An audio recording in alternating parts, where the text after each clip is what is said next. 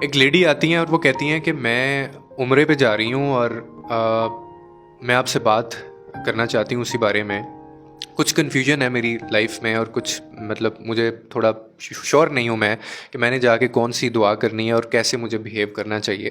تو میں اس چیز میں بہت زیادہ کنفیوز ہوں اور مجھے کچھ سمجھ نہیں آ رہا، تو اسی لیے میں نے آپ سے بات کرنی ہے. تو پہلے تو مجھے بڑا اچھا ایک چیز پہ لگا کہ یوزلی لوگ میرے پاس آ رہے ہوتے ہیں زیادہ تر ریلیشن شپ ایشوز کو لے کے، یا ان کے اپنی ذات سے ریلیٹڈ کوئی مسئلہ ہوتا ہے، یا وہ ٹاکسک ریلیشنس میں ہوتے ہیں، یا ان کا ورک آؤٹ نہیں کر رہا ہوتا ریلیشن شپ، یا انفیڈیلٹی کے ایشوز ہوتے ہیں، یا چیٹنگ کے ایشو ہوتے ہیں، یا ہسبینڈ سائڈ سے یا وائف والی سائڈ سے کچھ ایشوز ہوتے ہیں.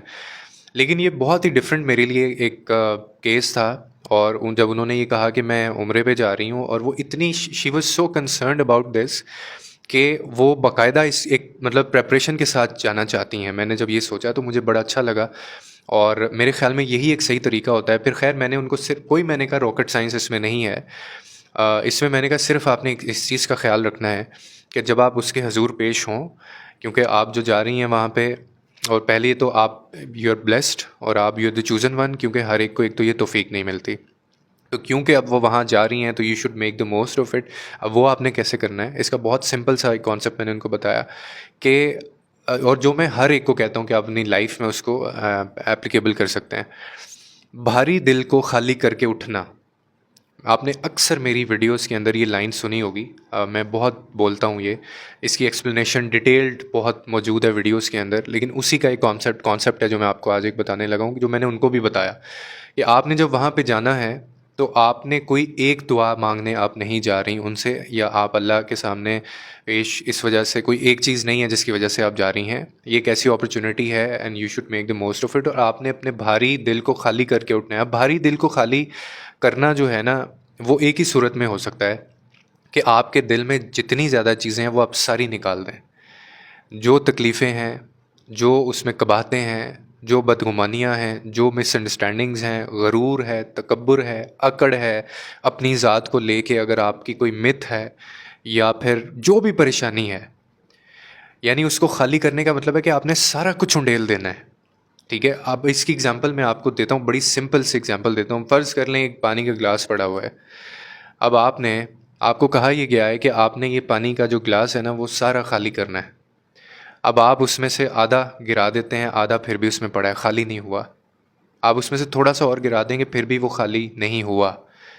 مقصد پورا نہیں ہو رہا آپ کا. جب تک آپ اس میں سے آخری ڈراپ بھی جو اس کے اندر ہے وہ بھی نہیں گرا دیں گے نا نیچے، تب تک وہ خالی نہیں ہوگا. اور وہ it doesn't feel like empty, وہ آپ کو اس کا ویٹ بھی بتا دے گا. تو یہ چیز میں نماز میں بھی کہتا ہوں. صرف یہ تو وہ بہت مطلب بہت بڑی ایک ان کو سعادت ملی ہے. یہ چیز میں نماز کے لیے بھی کہتا ہوں کہ آپ ڈیلی اپنی یہ روٹین بنائیے. کیونکہ جب تک آپ ایسے نہیں کریں گے آپ اسٹرگل کرتے رہیں گے. آپ کی زندگی میں پریشانیاں صرف اور صرف اللہ کے ذکر سے ختم ہو سکتی ہیں، روحانیت سے ختم ہو سکتی ہیں، اسپرچویلٹی سے ختم ہو سکتی ہیں، کیونکہ حصہ ہے آپ کی زندگی کا، دین کا بھی. تو اپنا جو بھاری دل ہے اس کو خالی کر کے، میں نے ان کو کہا آپ نے آنا ہے واپس، جو ہر بات کرنی ہے وہاں پہ، جو پریشانی ہے زندگی میں سارا کچھ آپ نے بتا کے آنا ہے. اور کوشش کیجئے گا کہ آپ جیسے جا رہی ہیں ویسے واپس نہ آئیں.